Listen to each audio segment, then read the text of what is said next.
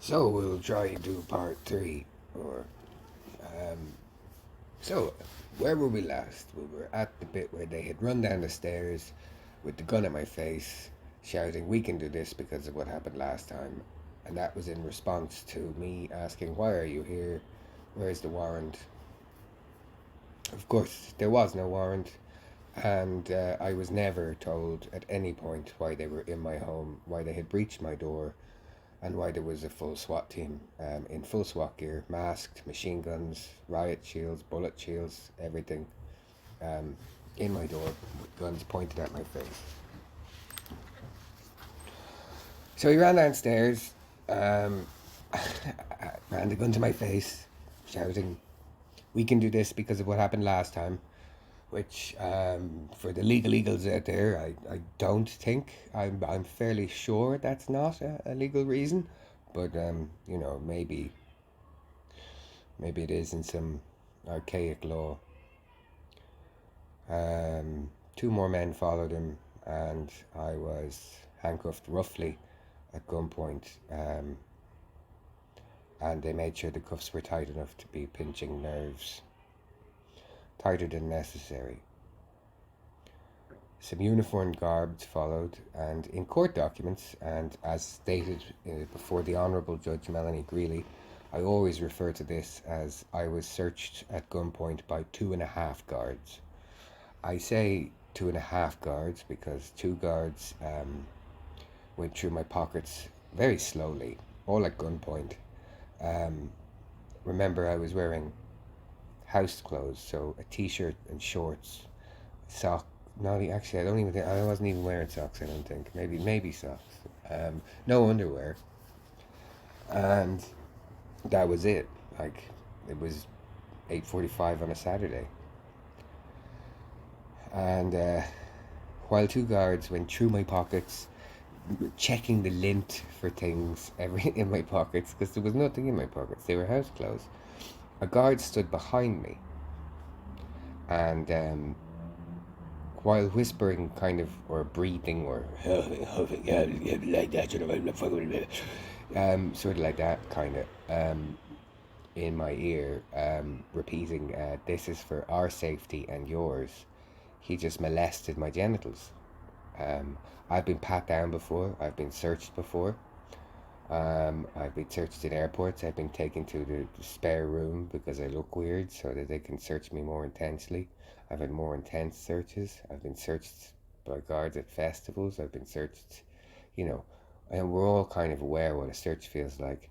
And a search isn't a guy pressed up against your back, just molesting your genitals, squeezing them until they hurt again and again, and in a kind of a vaguely rough sexual way. Um, that's not a search.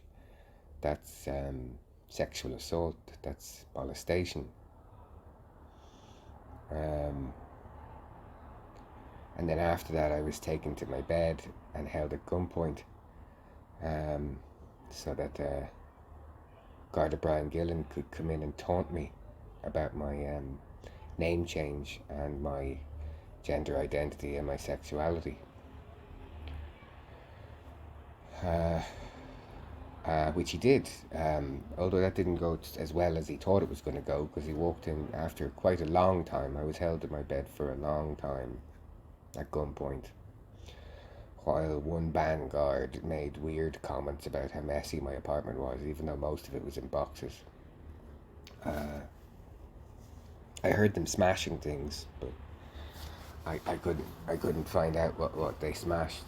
Um, and one of the SWAT guys went in and pushed over boxes. That could have been what smashed. It took ages to find. I think it was glasses and a painting frame in a box that they just pushed out. They walked around and just pushed over piles of boxes. I mean, you're not dealing with normal people.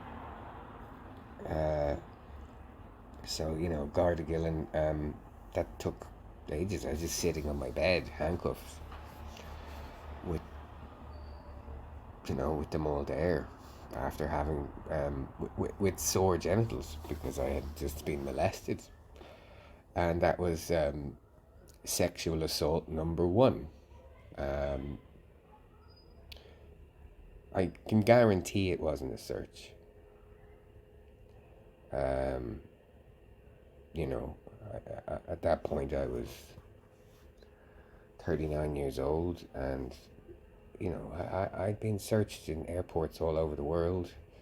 Uh, like I said, there's a huge difference between someone rifling through your genitals and squeezing them, and doing it for a sustained period. Even if they pat your genitals down, they don't just stand there squeezing them and rustling them about, repeating, "This is for our safety and yours," in your ear.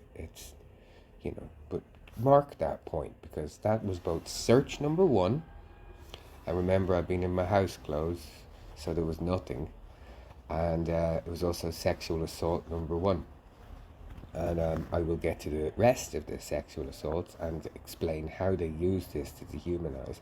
But that was also, whether or not that's a guard who's in the closet or out of the closet, and he uses his job as a leverage to sexually abuse people so he can cry wank about it later. Who knows? I mean, judging from what I've seen of Kevin Street, that seems to be their whole culture. Um, but or whether it was just done to hurt me and degrade me and dehumanize me. It's hard to say, or it was probably both. Um, you know, uh, I've been shifted at raves. I don't think anyone's had their hands down my pants that long. So, you know, uh, here we are in a journey of trauma and police sexual assault as a means of power and control. I hope you're enjoying it, because I'm not. And my name's Ia Fluff. You're listening to me be slowly murdered by corrupt Gardaí, and thank you for the likes. I think the account is shadow banned, so all shares, all likes, they all help. Um, Please boost the signal in the time I have left before they murder me. Thanks.